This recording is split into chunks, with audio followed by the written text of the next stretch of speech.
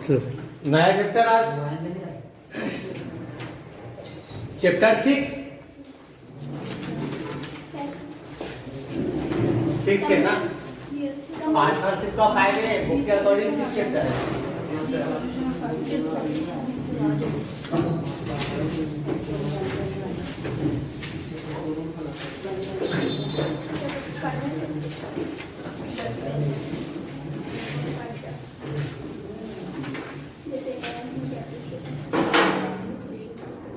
अपना चैप्टर 6 से नाम है डिसोल्यूशन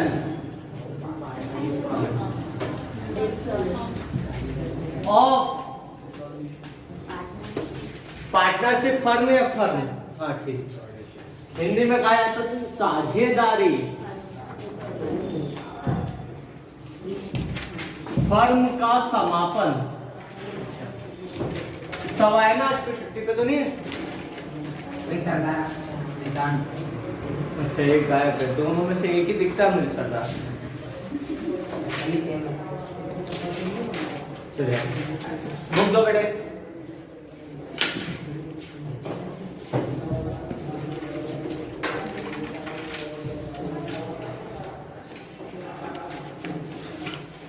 चैप्टर अच्छा पर एग्जाम पॉइंट ऑफ व्यू से ज्यादा पूछता है नहीं। नंबर बहुत है इसका बेटे, लेकिन बड़ा क्वेश्चन नहीं पूछता। 3 नंबर के क्वेश्चन बनाता है वो, है ना। 2 नंबर के 3 क्वेश्चन आते 6 और 3 नंबर के 3 नंबर के 2 क्वेश्चन और 4 नंबर के ऑब्जेक्टिव। मतलब ऑब्जेक्टिव का एक लगभग पूरा है ना क्वेश्चन इसी का बनता है। अब देखते हैं क्या होता है फर्म का समापन। डिसोल्यूशन ऑफ फर्म या पार्टनरशिप में क्या होता है, जब पार्टनरशिप फर्म सभी पार्टनर फर्म को छोड़ के चले जाते हैं और फर्म को पूरा ही बंद करने का निर्णय ले लिया जाता है। हाँ चौक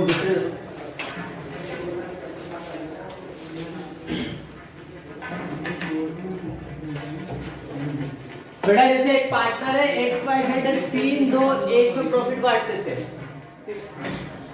अब इनको लग रहा है कि फर्म को बिजनेस को कंटिन्यू करने से कोई फायदा नहीं, इस फर्म को अब हमें बंद कर देना चाहिए।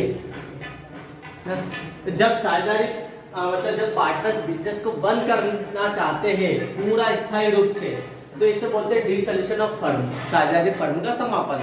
अब बंद करना एक शब्द छोटा सा समझना बहुत आसान है कि हम फाइनली पूरा बिजनेस बंद कर रहे हैं, सब कुछ बेच के जा रहे हैं, तो कितने सारे क्लोजिंग करने पड़ेंगे इनको। क्या क्या क्लोजिंग करना पड़ेगा। इस फर्म में बहुत सारे एसेट्स थी, फर्नीचर था, प्लांट था, ठीक है, बिल्डिंग उनकी खुद की थी, स्टॉक था, ठीक है, डेटर्स बहुत सारे लोगों से पैसा लेना, बहुत सारे क्रेडिटर्स है जिनको पैसा देना है, बैंक का लोन देना, लायबिलिटीज देना है। लेकिन ये तो सब बात करते पहले हम देखते कि फर्म बंद होने के रीजन क्या होते हैं, किन रीजन से फर्म बंद होती है ना। साझेदारी फर्म का समापन है विघटन से, आज से साझेदारी फर्म के पूर्णतः रूप से बंद हो जाने से, ठीक है। इसमें सभी साझेदार क्या हो जाते हैं, पार्टनर्स फर्म से अलग हो जाते हैं, ठीक है। अब देखो इसमें क्या लिखा है, क्या रीजन है। पहले इसमें देखा ना, ये बाद में पढ़ना डिसोल्यूशन ऑफ फर्म और डिसोल्यूशन ऑफ पार्टनरशिप, है ना। ये अंतर बाद में बताएंगे, पहले अपने को ये पढ़ना पड़ेगा। ये अंतर कब समझ में आएगा, जब अपन इसका प्रैक्टिकल करेंगे तो थोड़ा अच्छे से समझ में जाएगा। मेथड और types of dissolution of firm, है ना, मिल गया। साझेदारी समापन की विधियां या विघटन की विधियां। सबसे पहली मेथड है without the intervention of court, न्यायालय के हस्तक्षेप के बिना। सरकार नहीं आएगी, हम खुद ही बंद करना चाहते हैं फर्म को। पहला रीजन इसमें बताया है डिसोल्यूशन बाय एग्रीमेंट, मतलब अनुबंध द्वारा समाप्ति, ये लिखा है। एक हिंदी मीडियम भी दे दो किसी के पास हो तो। हाँ बीच में रख दो।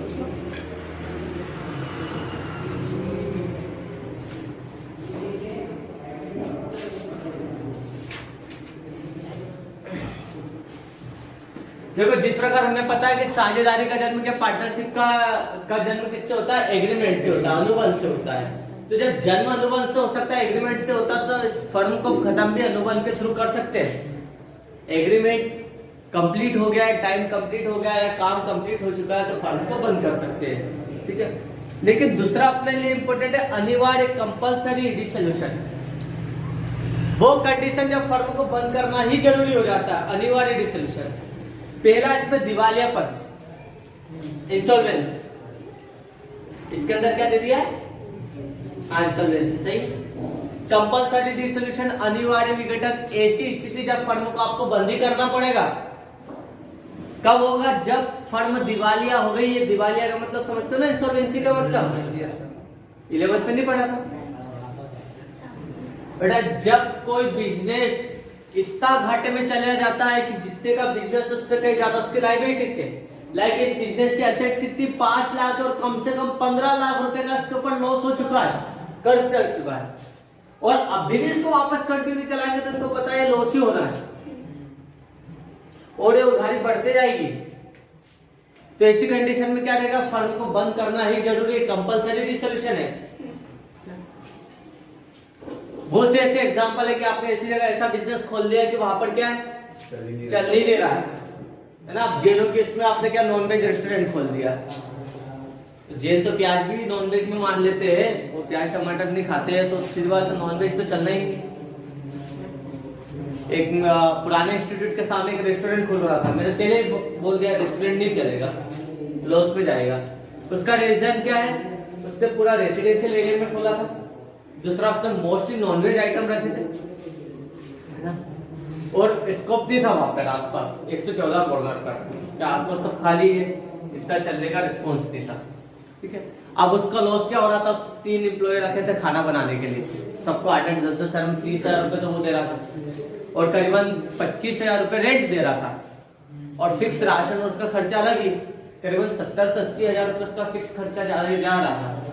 मैंने स्टार्टिंग में 15 दिन में बोल दिया था, कोई मतलब नहीं, लेकिन 6 महीने तक उन्होंने चलाया और 70,000 रुपए लगाते लगाते उन्होंने करीबन 4-5 लाख का घाटा खा चुके और फाइनली बंद करना पड़ा।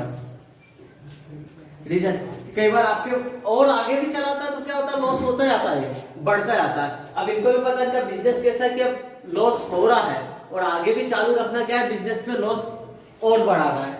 तो इसी कंडीशन में फर्म को बंद कर देना ज्यादा सही रहेगा, इंसॉल्वेंसी हो जाने पर। फिर इसके बाद illegal business. Illegal business like पता चल रहा कि जेड आपके पार्टनरशिप फर्म में आपकी चोरी छुपे कुछ इलीगल बिजनेस कर रहा है, अवैध व्यापार कर रहा है। अब इन दोनों पार्टनर को पता चला तो क्या करा इन्होंने? फर्म को बंद कर दिया, ठीक है। या तो इलीगल बिजनेस में कोर्ट भी आदेश दे सकते हैं, अगर न्यायालय को पता चल गया, जज को पता चल गया इलीगल बिजनेस चला रहे तो वही बंद करने का आदेश दे देंगे। लेकिन कोर्ट तक बात नहीं पहुंची, इन्होंने आपस में ही क्या करा? डिस्कशन कर लिया कि फर्म को बंद कर देना चाहिए। ऐसे निकाल सकते हैं क्या ये बेकार हो सकता है? वो लीडिंग पार्टनर हो, कोई सा भी रीजन हो सकता है, लेकिन इलीगल बिजनेस अवैध व्यापार में भी बंद कर सकते हैं आता है। लेकिन इससे ज्यादा इंपॉर्टेंट ये वाला आता है डिसोल्यूशन ऑन कॉन्टिजेंसी। ये तो अनिवार्य था, आकस्मिक। कॉन्टिजेंसी का मतलब होता है आकस्मिक समापन। बेटे ऐसी दशा है जिसमें अचानक फर्म को बंद करना पड़ जाता है। हमें पता है बिजनेस अच्छा चल रहा, बहुत प्रॉफिट हो रहा, बहुत अच्छा कमा रहे हो, लेकिन कुछ कंडीशन ऐसी हो जाती है जब आपको फर्म अचानक बंद करनी ही पड़ती है। जैसे आपके लीडिंग पार्टनर की डेथ हो गई है ना, ये ऐसा पार्टनर था जो पूरे बिजनेस को चला रहा था, सारे ट्रांजेक्शन इसके पास थे, स्लीपिंग पार्टनर थे, एक तरीके से ज्यादा काम करते नहीं थे, मेनली एक्टिव पार्टनर था। इसकी डेथ हो गई, हैंडीकैप हो गया, तो फर्म को बंद करना ही सही रहेगा। और क्या बता दिया?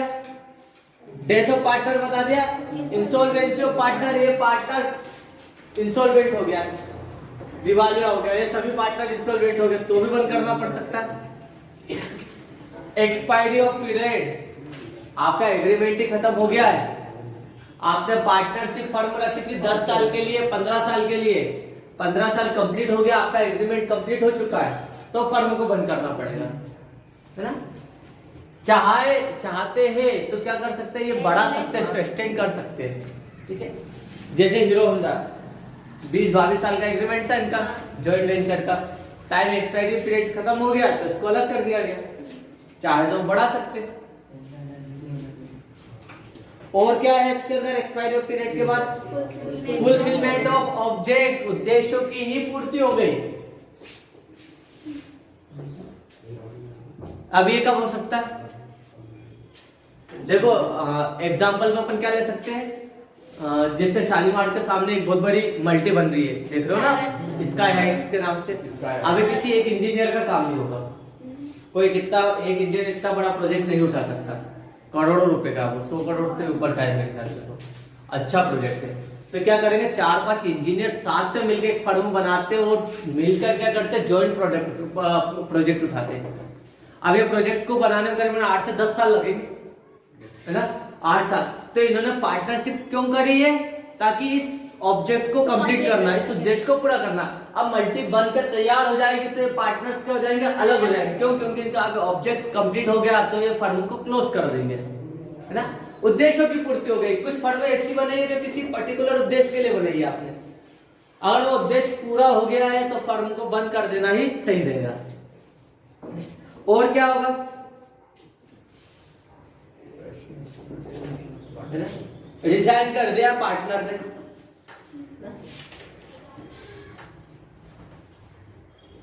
इसके अंदर नहीं दिया ना, नहीं दिया, हाँ, साझेदार द्वारा फर्म का त्याग कर देना। कोई पार्टनर है जिसके बेस पे आप फर्म चलाते थे, वो ही चला गया, है ना, पार्टनर रिजाइन करके चला गया तो भी क्या होगा, फर्म बंद हो सकता है। ये आकस्मिक या अचानक ही होता है, पार्टनर की डेथ भी अचानक होती है, नोटिस देके नहीं आएगी ना। कोई पार्टनर रिजाइन करके भी अचानक चली गया, कई बार पीरियड एक्सपायरी हो जाती है, ऑब्जेक्ट फुलफिल हो जाते हैं, ठीक है, ये कॉन्टिजेंसी में जाते हैं, आकस्मिक समापन। फिर और क्या है,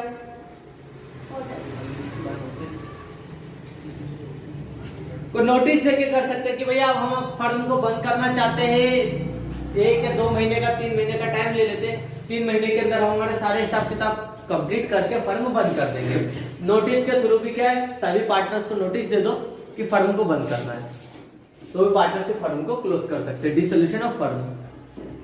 आकस्मिक समापन बहुत आता बेटा है, कॉन्टिजेंसी डिसोल्यूशन दिमाग में रखता। कॉन्टिजेंसी मतलब अचानक कब होगा, जब पार्टनर की डेथ हो गई है, ठीक है, पार्टनर छोड़ के चला गया, रिजाइन कर दिया है ना, ऑब्जेक्ट कंप्लीट हो गया है, पीरियड एक्सपायर हो गया है। 4 पॉइंट लिख सकते हो आप, 3 नंबर में 3 पॉइंट का आता है। ये नोटिस बस ध्यान रखना कि नोटिस देके भी कर सकते हैं, ऑब्जेक्टिव में बन सकता तो बनेगा।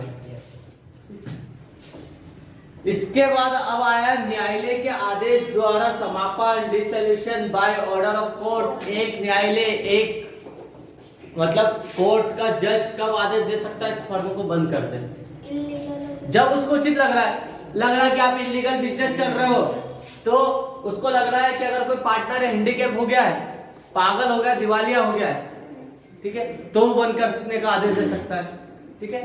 हैंडीकैप की कंडीशन में भी क्या रहता है, जिस दिवालिया इंसॉल्वेंसी की कंडीशन में भी क्या रहता है कि कोर्ट आदेश दे सकती है इस फर्म को बंद करने का। और एक्चुअली में दिवालिया की कंडीशन में वहां पर भी कर सकते हैं अपन इसको, है ना, कंपल्सरी डिसोल्यूशन, और यहाँ पे भी कर सकते हैं, क्योंकि दिवालिया होना छोटी बात नहीं रहती बेटा। आप देखो आपके 5 लाख के असेट्स और 15 लाख का क्यों का कर्ज हो गया है, तो आप कहां से चुकाओगे? आप चाहो फर्म बंद कर दो तो बंद ही नहीं होने देंगे, बैंक अलग चिल्लाएगी, कर्जदार और अलग आएंगे। तो इस कंडीशन में क्या रहेगा, बहुत सारे बिजनेसमैन आत्महत्या कर लेते कि भैया तो मेरे को छोड़ ही नहीं रहे। वैसे किसान उन भी आत्महत्या क्यों करते, उसका रीजन है कि उन्होंने खेती बाड़ी है, सबसे ज्यादा मेहनत लगती है खेती बाड़ी में, है ना, तो खेत को संभालना हालत बुरी हो जाती है किसानों की। मैंने तो लाइव देखा है, बहुत जरूरत से ज्यादा मेहनत हो जाती है। एक तो बेल रहा है वो, है ना, आप वो सोचो मकान बनाने में मजदूर बहुत ज्यादा मेहनत करते हैं, उससे कई गुना ज्यादा मेहनत किसान करता है। और वो साल भर रात दिन खेत को सींच रहा है, और जैसे पानी आया बहुत तेज हो गया, सोयाबीन डूब गया। अब वो क्या करता, उसका घर कैसे चलता है, उसको लगता है कि इस साल फसल तैयार हो जाएगी, पैसा आएगा तो मैं उधार चुका दूंगा, तो सबसे उधार का रखता है। गिराने वाले से बोल देता भैया साल भर का राशन देते रहे, जो भी पैसा बनेगा उस भाव में क्या करूंगा, अब तक क्विंटल उनसे गेहूं ले लेना, सबसे कर लेता। अदाव बोलते उसको, हाँ, सब्जी वालों से भी उधार चलता है, सबका करता है, जैसे हाँ अदाव कहा जाता है गाँव में, वहां पे, है ना, कि सब्जी वाले से भी उधार चल रहा है, सैलून वाले से भी, सबसे उधार चलती रहती है। कर लिया और अगले दिन उसकी फसल डूब गई। अब उसका दिमाग में क्या आता है कि अब मैं ये साल भी गया मेरा, अब मैं बच्चों को क्या खिलाऊंगा, क्या करूंगा, सरकार को मदद नहीं करी, और टेंशन आने लग जाता है, तो आत्महत्या करने लग जाते उस टेंशन में वो। फिर सरकार उनकी मदद करने लग गई कि भैया जहाँ फसलें डूब गई है या जो कुछ समस्या हो गई है, ठीक है, तो आप क्या मतलब जिनको नुकसान हुआ उनकी कुछ भरपाई कर देंगे। लेकिन बिजनेसमैन के लिए ऐसा नहीं है। एक बिजनेसमैन जाता है कोर्ट पे अपील करता है, बोलता है कि सर मेरा बिजनेस पूरा लॉस में जा रहा है और अब इसको कर्जदार बहुत हो गया, अब कंटिन्यू और चलाऊंगा तो और लॉस में हो जाऊंगा, मैं क्या करूं मैं। तो जज क्या करता है, जांच पड़ताल बिठाता है, देखता है कि हाँ वास्तव में जो ये कह रहा है इसका मुद्दा वो सही है कि, है ना। सब जांच पड़ताल करने के बाद फाइनली लगता है कि हाँ इसका बिजनेस कंटिन्यू लॉसेस में और इसको इंसॉल्वेंट घोषित कर देना चाहिए।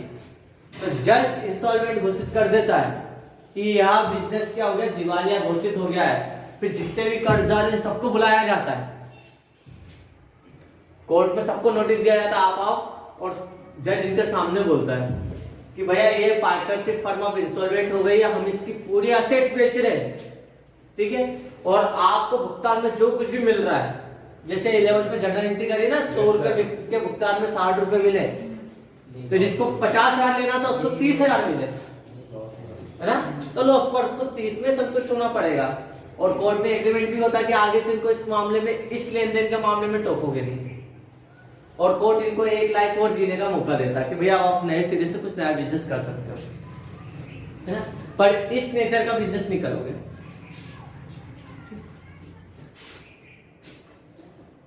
इसके बाद क्या देखो, इसमें क्या दे दिया है, न्यायालय का आदेश दे सकता है, साझेदार पागल हो गया, नहीं करते, पागल हट रहते, भैया बिजनेस बंद ही नहीं करना, पूरे पागल नहीं रहते, थोड़े से संकी टाइप के रहते, जा रहे लॉस में फिर भी हार नहीं मान रहे, है ना, वो ये हार ही नहीं मान रहा ना, तो ये तो समझ गए कि भैया मोर लॉस में और ये बंद करने नहीं दे रहा, ये भागने नहीं दे रहा, तो ये दोनों पार्टनर हम कोर्ट पे अप्लाई कर देंगे, फिर न्यायालय आदेश दे देगा कि फर्म बंद करो।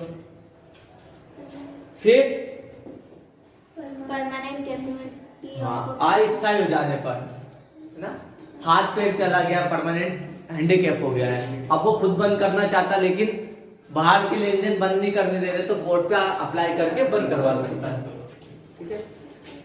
फिर हाँ पार्टनर बिहेवियर गलत कर रहा है, आपस में लड़ाई कर रहा है और अलग भी नहीं हो रहा है ना, अलग नहीं हो रहा है, फर्म को भी छोड़ना नहीं चाहता है। कई बार लीडिंग पार्टनर करता है कि यार मैंने पैसा ज्यादा लगाया, कंडक्ट बेकार व्यवहार करने लग गया, फर्म को भी छोड़ के नहीं आ सकते, तो यहाँ पर दिक्कत हो जाती है। तो मिसकंडक्ट बाय पार्टनर, है ना, दुर्व्यवहार करने से, एग्रीमेंट ही भंग कर दिया आपने, है ना, क्या लिखा, साझेदारी ठहराव भंग करने पर एग्रीमेंट तोड़ दिया आपने, तो अभी पार्टनरशिप फर्म को क्या कर सकते हैं, बंद कर सकते हैं। कैसे बंद कर सकते, ये आपके लिए भी अच्छा तो नहीं है, करना मत एक्चुअल में।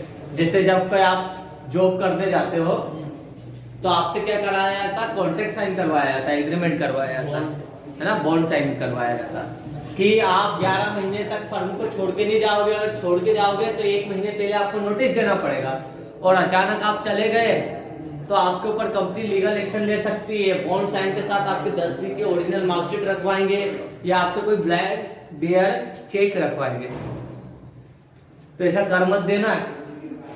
तो पहले दिन गए, दूसरे दिन बॉन्ड साइन करके बैठ गए, मार्कशीट ओरिजिनल, पता चले तुम्हारा व्यवहार, तुमको जम ही नहीं रहा, वहां पर जबरदस्ती का प्रेशर डाल रहे, टाइम पे सैलरी नहीं दे रहे, बहुत सी प्रॉब्लम है, बॉन्ड साइन करके फंस भी गए, तो बॉन्ड कैंसिल भी हो जाता है। क्या अब कैसे कैंसिल होगा, जो कुछ बॉन्ड्स के एग्रीमेंट में रखे उसको फॉलो मत करो, ऑटोमेटिक बॉन्ड्स कैंसिल हो जाएगा।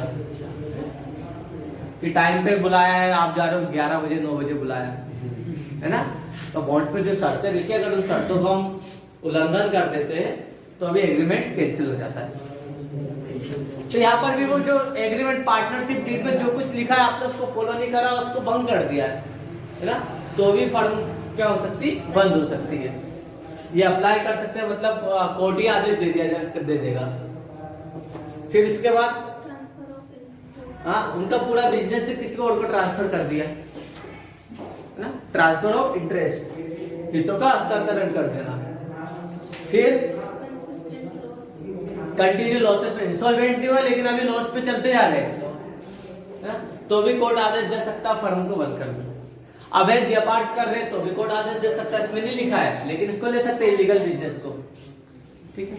और जज को जो कुछ लगे, भैया जज है वो तो, उसको जहां कुछ लगा कि उल्टे काम कर रहे हैं बंद करो, है ना, पार्टनर को भी बंद कर देगा, फर्म को भी बंद करवा देगा।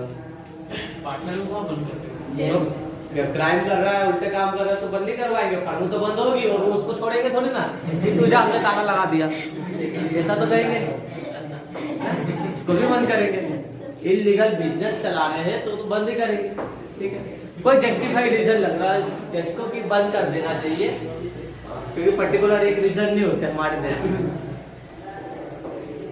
आपको 3 ही बताना है, 3 रीजन बताना है, एग्जाम में आएगा।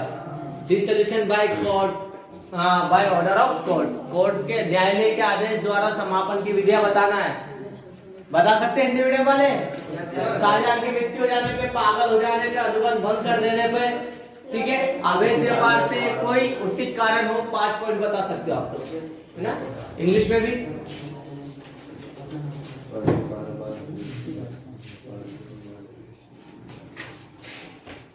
ये तो हो गया था अपनी थोड़ी थ्योरी नॉर्मली। इसका 2 अंतर आते हैं ज्यादा, वो पहले अपन पढ़ेंगे। 3 थ्योरी और बाकी है। अब देखते हैं फर्म बंद कर रहे हैं तो अब क्या करना है। इस फर्म में कितनी असेट्स है, फिक्स और करंट एसेट दोनों पता है आपको। तो आप अगर फर्म बंद कर रहे हो तो आपके दिमाग में क्या क्या फर्नीचर रखा है, इसको बेचना है, बिल्डिंग को बेचना है, मशीनरी को बेचना है, प्लांट को बेचना है। अच्छा उससे राजेश उससे इतना पैसा लेना डेटर से, इससे इतना लेना, तो आप सबकी लिस्ट बनाओगे। बैलेंस शीट में देखोगे कितने डेटर से कितने बीआर लेना, कितने के हमारे पास फिक्स एसेट्स है, कितने का स्टॉक है, कैश बैंक कितना है, इन सबकी हमने लिस्ट बनाई। तो ये तो हमें बेचना है, बेच के जाना थोड़ी ना, लाइबिलिटीज भी है। लेकिन देखो क्रेडिटर्स कितने हैं, बैंक लोन कितने, आउटस्टैंडिंग एक्सपेंसेस कितने बाकी है ना। फिर बिल्स पेबल्स कितने देना है, कोई अदर पार्टनर से लोन दे रखा तो इसे बहुत सारी लाइबिलिटीज की लिस्ट बनाते हैं। कैपिटल तो बाद में सबसे, है ना। साझेदारों को उनके द्वारा लगाई गई पूंजी का भुगतान सबसे अंत में मिलता है। कैपिटल का पेमेंट सबसे लास्ट में क्यों मिलता है? क्योंकि हमने पढ़ा कैरेक्टरिस्टिक्स में पार्टनर्स की लाइबिलिटीज अनलिमिटेड होती है, असीमित दायित्व होता है। यदि इन्होंने कुछ नुकसान करा तो इनकी घर की संपत्तियां बेच के भी नुकसान को पूरा करना रहता है। इसलिए पार्टनर क्या करेंगे, भैया सब बाद में, सबसे अपना बाद में, सबसे पहले बाहर वाले बंदे को पैसा दो। तो इसके लिए जो अकाउंट बनाया जाता है उसको बोलते हैं realisation account. Realisation account Hindi में कहा जाए तो वसूली खाता। वसूली खाता क्या है, हिंदी मीडियम में बहुत आता है, इंग्लिश मीडियम में वो याद रखना, what is realisation account. At the time of dissolution of firm, firm के समापन के समय हमें असेट्स को सेल करना पड़ता, संपत्तियों को बेचना पड़ता और दायित्वों का भुगतान करना रहता, लायबिलिटीज। तो इस उद्देश्य से जो अकाउंट बनाते हैं उससे वसूली खाता कहते हैं रियलाइजेशन अकाउंट, ठीक है। ये आपको मिलेगा 3 नंबर में, व्हाट इज रियलाइजेशन अकाउंट, 2 में नहीं, ठीक है। वसूली खाता क्या है, साझेदारी फर्म के समापन के समय, ठीक है, फर्म की संपत्तियों को बेचकर दायित्वों का निपटारा किया जाता है। इस उद्देश्य से जो खाता बनाया जाता है उसे वसूली खाता कहते हैं। यह एक नाम मात्र का खाता है ना, नॉमिनल अकाउंट। इसमें मिल जाएगा आपको व्हाट इज रियलाइजेशन अकाउंट का है इंग्लिश में, मिल गया 256, 256। देखो और हिंदी मीडियम में 297।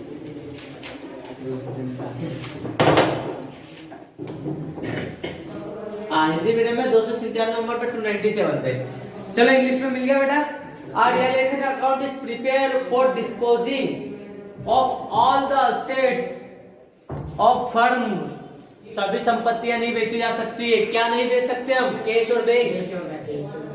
उनको बिका है ना ऑलरेडी, तो ऑल एसेट्स पे एक्सेप्ट बता दो, कैश एंड बैंक, ठीक है। And making to all the creditors, ठीक है। इसमें बता दें रियलाइजेशन अकाउंट तैयार किया जाता कब, असेट्स को, सभी संपत्तियों को बेचकर दायित्वों का भुगतान करने के लिए, क्रेडिटर्स लायबिलिटीज को पेमेंट करने के लिए। This account is also known as cash realisation account, ठीक है।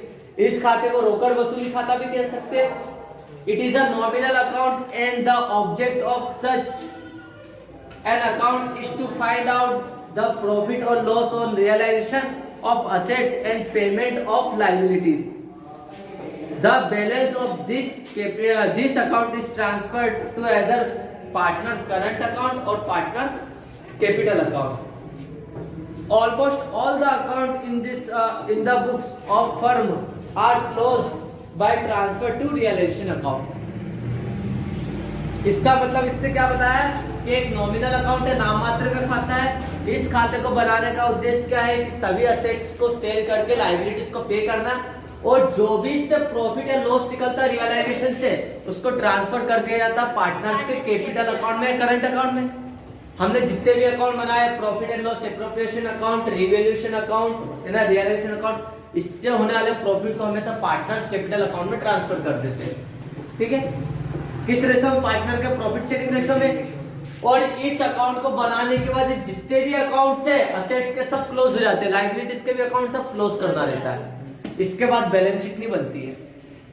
याद रखना ना, तो फर्म बंद हो गई, अब सब बेच चुके तो बताओगे क्या बैलेंस शीट में? फर्नीचर तो बिक गया, बिल्डिंग तो बिक गई, तो हम क्या बताएंगे? सब क्लोज हो जाते हैं. मतलब यहाँ पे हमारी पार्टनरशिप चालू हुई थी चैप्टर सेकंड से, बंद हो गई, यहाँ पर ताला लग गया इस चैप्टर में. नहीं, लॉकडाउन अनलॉक भी हो जाता है, लॉकडाउन नहीं है तो पूरा डिसोल्यूशन है ना. समापन में और बंद करने में अंतर है.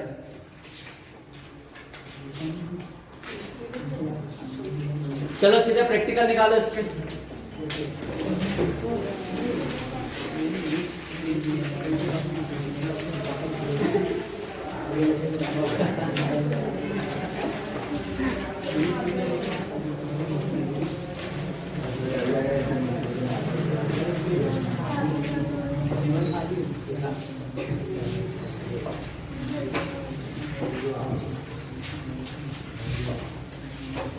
इसका कोई फॉर्मेट नहीं बताना, ना ही इसका फॉर्मेट समझाना है. ठीक है, बस दो क्रॉस याद रखना, एक क्रॉस, दो क्रॉस. ठीक है, दो क्रॉस मतलब क्या? पहला क्रॉस मिल जाएगा आपको क्वेश्चन में. क्वेश्चन में इधर क्या लिखी रहती है? लायबिलिटीज. बैलेंस शीट में इधर लिखा रहता है असेट्स, है ना. तो जब सोल्यूशन करोगे तो पहला क्रॉस सोल्यूशन में मतलब रियलाइजेशन अकाउंट बनाओगे तो असेट सारी डेबिट साइड, सारी एक्सेप्ट कैश और बैंक को छोड़ के ना. जो असेट्स बिक सकती है या जो बिक गई है, जो वसूल होना है, वो सब किधर आएगी? Debit side. और दूसरा क्रॉस लायबिलिटीज, मतलब कौन कौन से असेट्स नहीं बिक सकती उसे रियलाइजेशन अकाउंट में ट्रांसफर नहीं करते. कौन कौन से असेट्स नहीं बिक सकती? कैश और बैंक. क्वेश्चन में आता है which assets is not transferred in realisation account. कौन सी संपत्तियों को वसूली खाते में हस्तांतरित नहीं किया जाता है? रोकड़ और बैंक को. ठीक है, कैश और बैंक को. और लायबिलिटीज में क्या ट्रांसफर नहीं होगा? कैपिटल. केवल बाहर वालों को नहीं करते क्या? बाहर वालों को करते, आंतरिक लायबिलिटीज, इंटरनल लायबिलिटीज को नहीं लेंगे. अब इंटरनल लायबिलिटीज कैसे? पार्टनर्स की कैपिटल, साझेदारों की पूंजी, इसका कोई रिजर्व या सरप्लस होगा वो, और पार्टनर्स का लोन.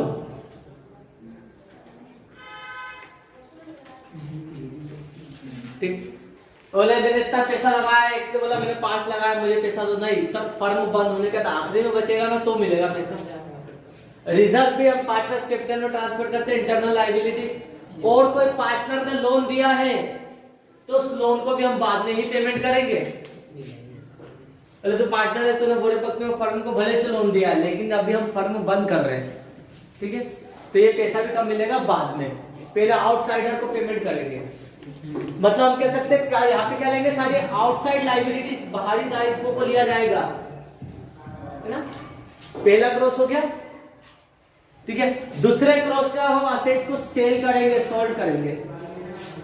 असेट्स इधर थी, जब असेट्स बिकेगी तो कहां पर आएगा? यहाँ. और लायबिलिटीज का पेमेंट करोगे तो लायबिलिटीज यहाँ पर, ठीक है। तो बेटा असेट्स फिर असेट्स एक है क्रॉस पे, और लायबिलिटीज यहाँ पर, फिर यहाँ पे आओ, तो क्रॉस इफेक्ट डालना है आपको। तो पहला क्वेश्चन देख लेते क्या, अभी अपन क्वेश्चन करते आ जाएगा समझ में। बस क्रॉस दिमाग में 2 क्रॉस बनाना कि सर समझ में नहीं आया है ना, क्रॉस बना लो माइंड में।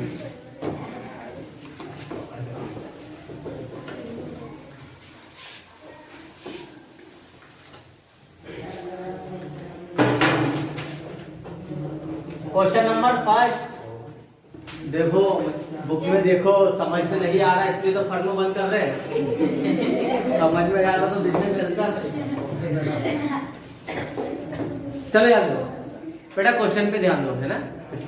एक्स वाई मिल गया पेज नंबर 278 पे। एक्स वाई जेड एक फर्म में साझेदार है, पार्टनर है। ये अपने प्रॉफिट को 5, 3 और 2 में बांटते हैं, 5/10, 3/10, 2/10 में। उन्होंने डिसाइड करा फर्म को बंद करने का। Their position as on 31st December 2018 being the date of dissolution was as follows, ठीक है। 31 दिसंबर 2018 को उनकी बैलेंस शीट दे दी है। बैलेंस शीट में देखो लायबिलिटीज पे क्रेडिटर्स बाहर के बंदे, आउटसाइडर है, इनको पेमेंट करना, ये लिस्ट में आएंगे। एक्स का लोन एक्स पार्टनर है, इसको शामिल नहीं करेंगे, ठीक है। कैपिटल अकाउंट का बैलेंस तीनों का, इसको भी नहीं लेंगे इंटरनल लायबिलिटी से। फिर असेट्स में कैश नहीं बिकता, ये असेट्स लिस्ट में नहीं आएगा। स्टॉक आपके पास क्या है, स्टॉक था दुकान में 17,500 का, डेटर 24,000 रुपए डेटर से लेना है, बीआरए 3,000 रुपए का, और फर्नीचर है 500 रुपए का। तो बेटा पहली लिस्ट बना लेते हैं।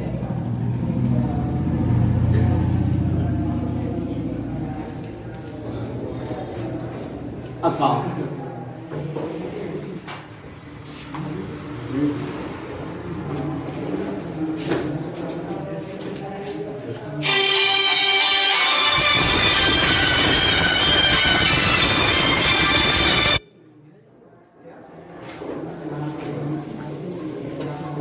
डेबिट,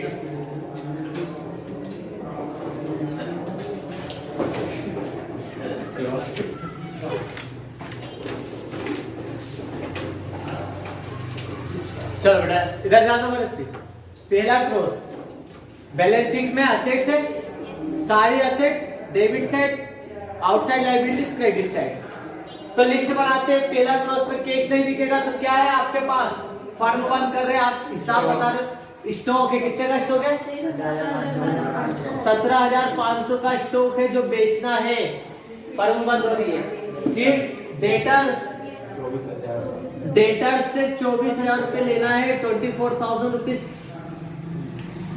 मिलना है, जो हमने सामान बेच दिया हमसे इतना लेना है पैसा। फिर बीआर बिल्स रिसीवर्स, कुछ बिल्स है जो हमें रिसीव होना है, कितने के, 3,000 के।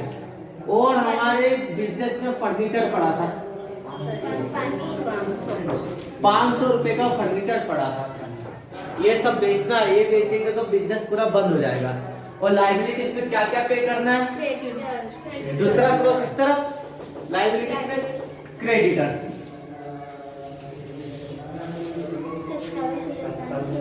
27,500 रुपए का देना है।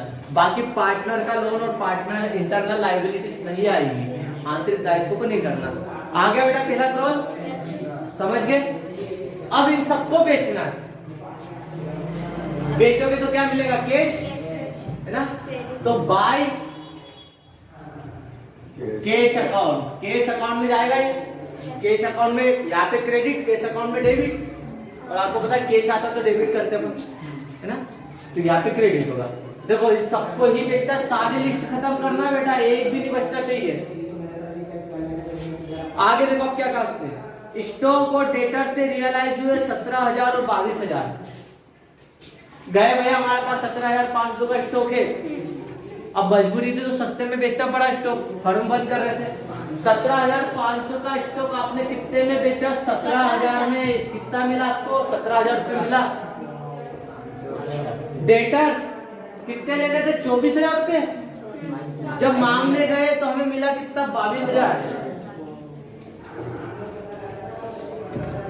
डेटर से कैश कितना आया? 22,000 आता है, क्योंकि मैंने आपको सामान बेचा था 3 महीने की उधारी पे। अभी 1 ही महीना हुआ, मेरी फर्म बंद हो रही है, तो मैं आपसे 2 महीने पहले आ रहा हूँ। तो ठीक है 24 मत दो, 22 दे दो। क्या कुछ आ गया? जरूर लेना। अब अर्जेंट में पैसा लेना है तो उसको कम ही लेना पड़ेगा, डिस्काउंट देना पड़ जाएगा। फिर देखो और क्या कहा, furniture taken over by at book value.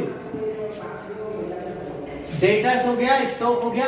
Furniture 500 रुपए का था, वाइन वाला फर्नीचर बेचो मत, एक काम करो मुझे दे दो, है ना? तो फर्नीचर तो ले लिया बाय ने, तो सारी एसेट इस तरफ खत्म होगी बेटा, दूसरे क्रॉस पे।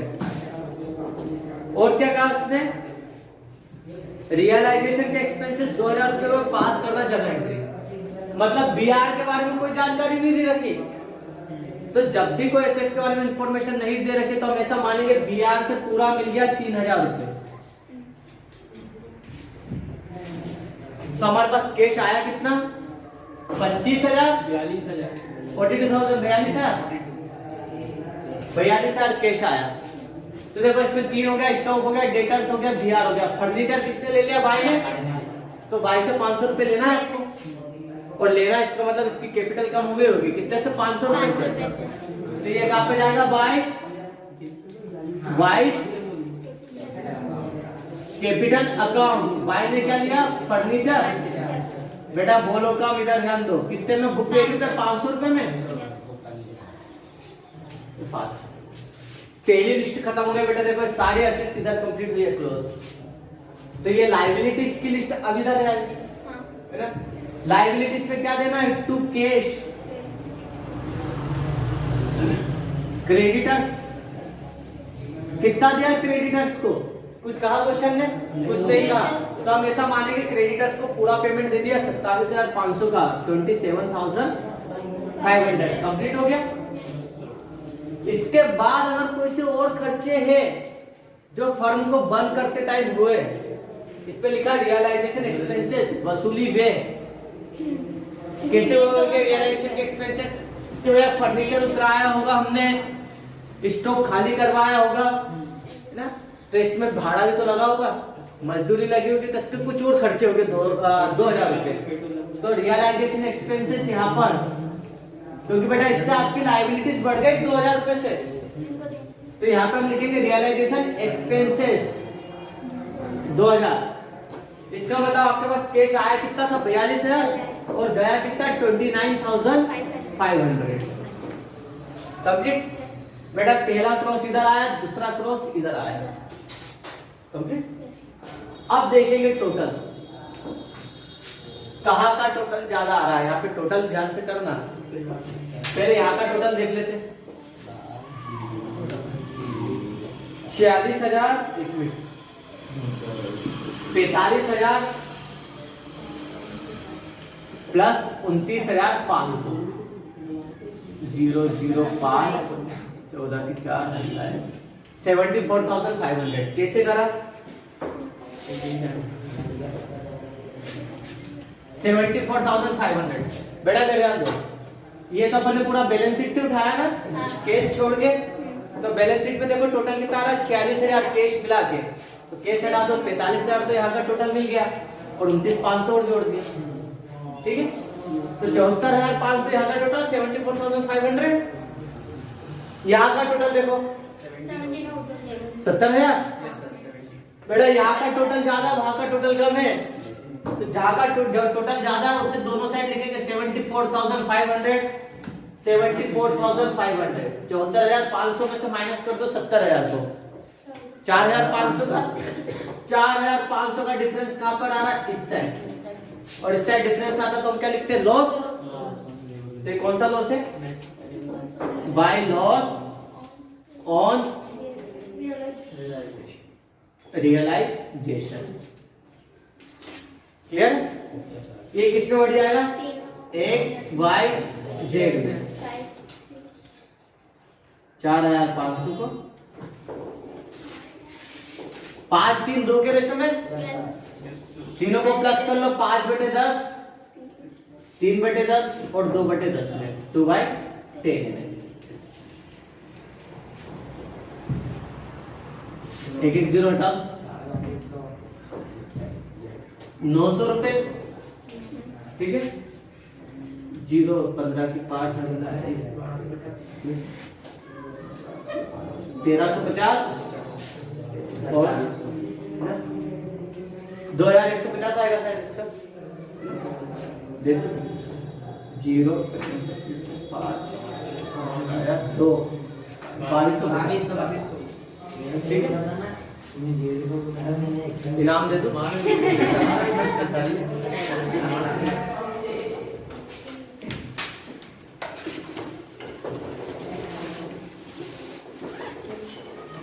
ये तो था बुक के हिसाब से। जर्नल एंट्री देखो, बस बुक ने कुछ कहा है जर्नल एंट्री बताइए। जर्नल या रियलाइजेशन अकाउंट बनाओगे। जर्नल एंट्री बहुत अच्छी है। रियलाइजेशन अकाउंट डेबिट टू, सबको उतार लो, debit to stock, to debtors, to BR और टू फर्नीचर, है ना। फिर कैश सेल करा तो cash account debit to stock, to debtors और टू बीआर। जर्नल एंट्री इससे हो जाएगा।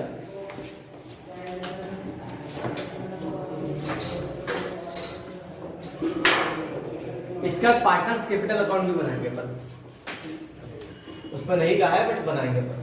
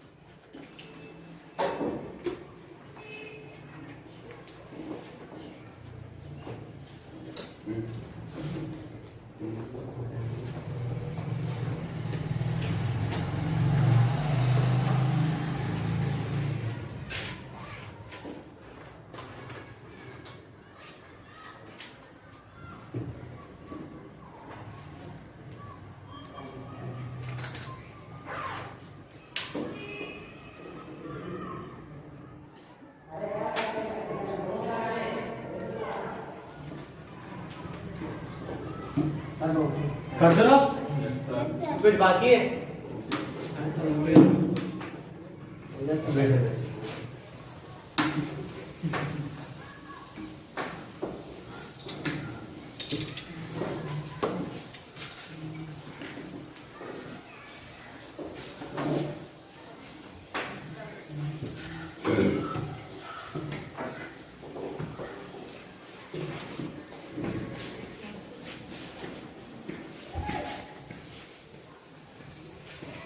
अब बेटा बनाना पार्टनर्स कैपिटल अकाउंट।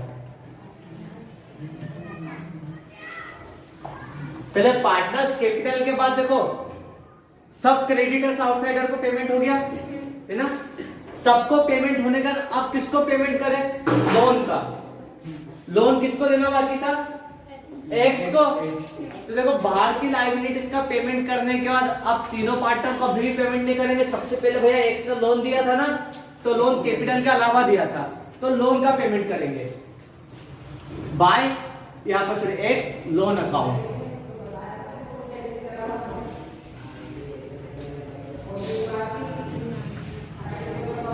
एक लाइन में ही हो जाएगा।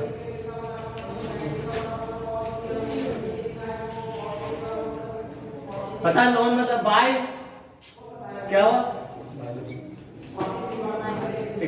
Bye balance BD. कितना देना था एक्स को? 3,000 रुपए देना था। तो पेमेंट करते तो इस साइड आता टू कैश। 3,000 रुपए इसको पेमेंट कर दिया, इसका अकाउंट हो गया क्लोज। ठीक है। यहाँ पे बैलेंस का लायबिलिटी से, लायबिलिटीज का नेचर क्रेडिट का होता है। बाई साइड लिखा बाय बैलेंस बीडी और कम करना लायबिलिटीज, पेमेंट करना टू कैश। अब बनाना है partners capital account. Capital account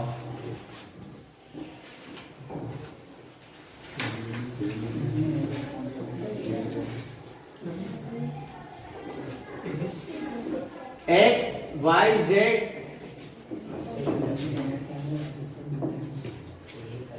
X Y Z. बेटा जो पहले चैप्टर में आया था कैपिटल अकाउंट वैसे ही बनना। सबसे पहले पुराने पार्टनर्स की कैपिटल लिख लो बाय बैलेंस बीडी। कितनी तीनों की कैपिटल? 10,000 5,000 500 रुपए इसकी कैपिटल। सड़क से उठा दिया।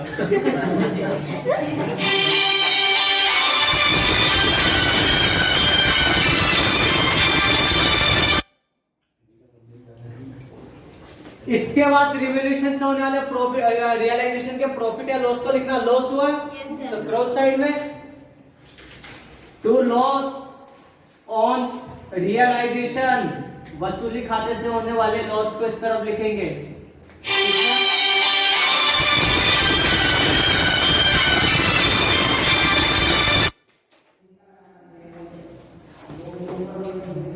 एक्स का कितना है?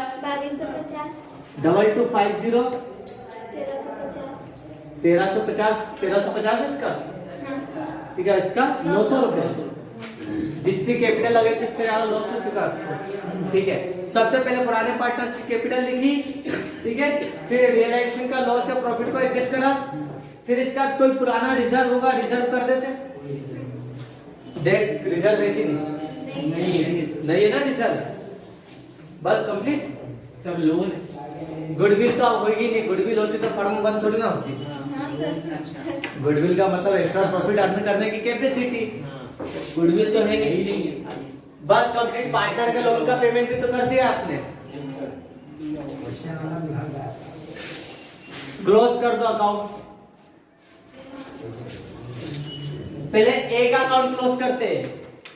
ए ने 10,000 रुपए लगाया था, फर्म को बंद करते टाइम उनको लॉस हो गया 22,250 सॉरी 2,250 का माइनस कर दो 7,750 रुपए का बैलेंस बच रहा है। इसमें लेकर टू केस सीडी तो आएगा ही नहीं। जब फर्म बंद हो रही तो उसको विड्रॉ कर लिया 10,000। बी ने 5,000 रुपए लगाए थे, फर्म बंद होते टाइम इसको 1,350 का लॉस हो गया, माइनस कर दो 3,650। 3,650 रुपए किसने निकाल लिए? वाई ने। लेकिन जेड ने 500 लगाए तो 900 का लॉस हो गया, तो यहाँ का टोटल ज्यादा है तो 400 रुपए क्या करना पड़ेगा? जेड को घर से लाना पड़ेगा। भाई कैश ये सबके अकाउंट क्लोज हो गए, सारे अकाउंट क्लोज हो गए। अब चाहो तो आप कैश अकाउंट बना सकते हो, मत बनाओ। अनुज को बनवाया है मैंने। कंप्लीट आने के तू घर पे तो चल पहले।